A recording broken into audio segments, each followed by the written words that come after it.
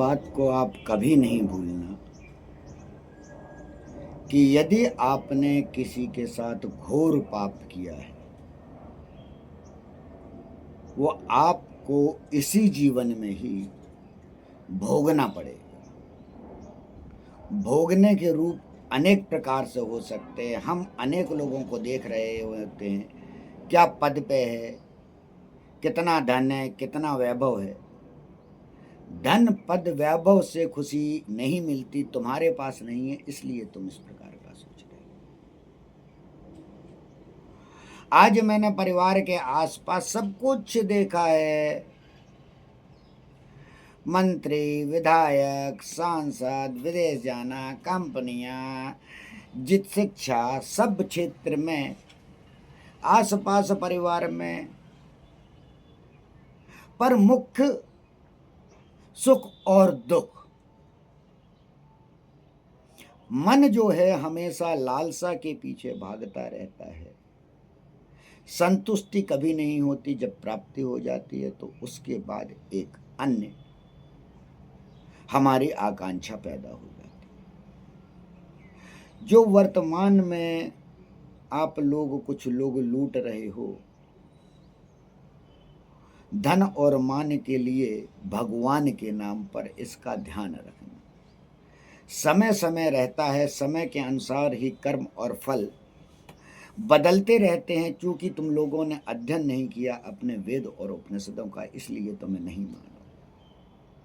जो बाद की किताब है समझाने के लिए, बेचने के लिए अंग्रेजों द्वारा भ्रमित की गई, जो वर्तमान में तुम पढ़ रहे हो, जिसको तुम ईश्वर, परमात्मा, भगवान समझ रहे हो, वो है ही नहीं। वो तुम्हें छलने के लिए तैयार की गई, वो तुम्हें बहलाने के लिए तैयार की गई, ताकि तुम कभी उस शक्ति को प्राप्त ही नहीं कर सको, जिसके कारण तुम सनातनी सोने की चिड़िया कहलाते थे। मैं इसीलिए जो वर्तमान पत्रकार छोटे छोटे उत्पन्न हो गए हैं, और तुम लोग आडंबर को इतना फैला रहे हो, पर्चे वाले बाबाओं को, भूत प्रेत वाले बाबाओं को, उद्देश्य तुम्हारा ये रहता है कि तुम भी प्रसिद्धि पालो, वो भी पालो, और ये हो रहा है। अनेक बाबा इसी प्रकार से उठे और बाद में वो प्रसिद्धि की ओर बढ़ गए। अब तुम्हारी आवश्यकता नहीं। तुम क्या सोच रहे हो, उनको तो वो भोगना ही पड़ेगा।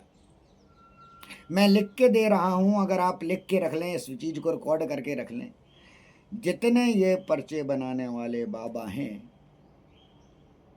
इनकी देख लीजिएगा मृत्यु तक क्या गत होगी, अगर इन्होंने ये आडंबर का कार्य नहीं छोड़ा और लोगों के मनोभावना से नहीं खेलना खत्म किया। क्योंकि ये लगातार भूत प्रेत उत्पन्न करते जा रहे हैं, ये मानसिक विकलांग पैदा करते जा रहे हैं, लोगों को मन से, शरीर से तोड़ते जा रहे हैं, सनातन का सत्यानाश करते जा रहे हैं।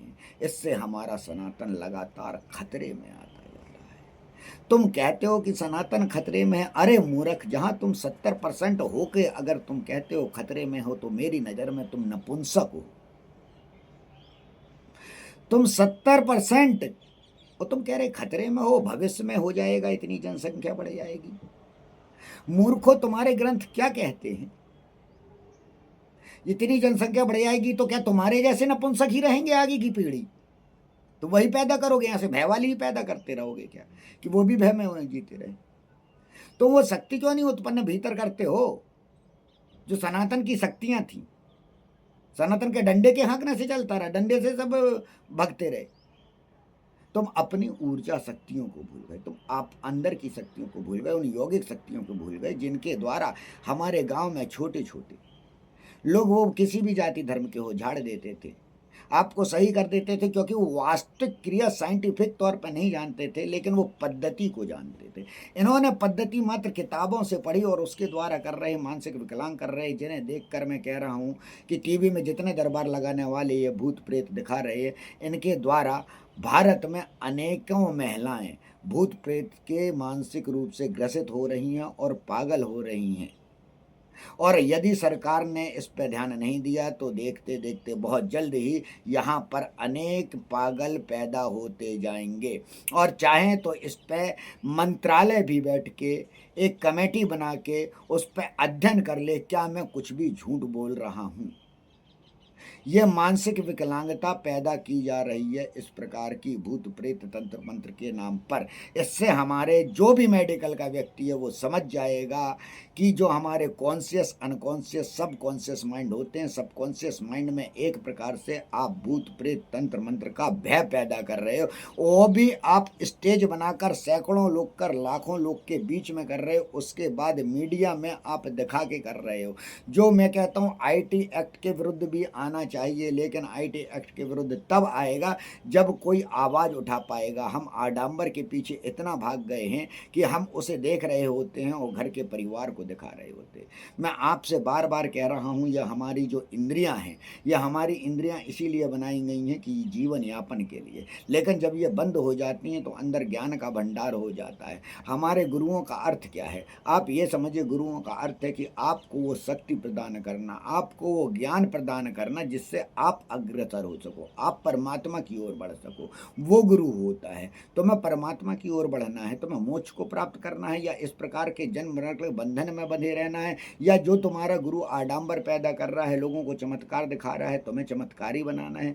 चमत्कार बहुत सारे हैं, तुम्हें देखना है तो मैं वेबसाइट में डाल देता हूँ अनेकों चमत्कार, जिसमें पानी में चलना, हवा में उड़ना, ताजमहल गायब करना, पर्चे में लिखना, कितने अनेक प्रकार के होते हैं। ये कहलाते हैं जादू, मैजिक।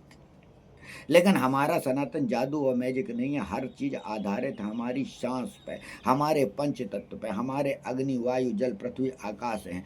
जो मैं तुम्हें सुनाता हूँ, जो मैं तुम्हें कराता हूँ, जो मैं तुम्हें दिखाता हूँ, वो तत्वों का खेल होता है, अग्नि और वायु का। मैं तुम्हारे अग्नि तत्व को बढ़ाता हूँ, मैं तुम्हारे वायु तत्व को बढ़ाता हूँ, जिसके द्वारा तुम हनुमान बन सको, जिसके द्वारा तुम काली, दुर्गा, लक्ष्मी बन सको। किसी के पीछे भागा नहीं जाता, तुम्हारे पास सभी शक्ति मौजूद हैं, बस तुम वहाँ तक पहुँच नहीं पाए।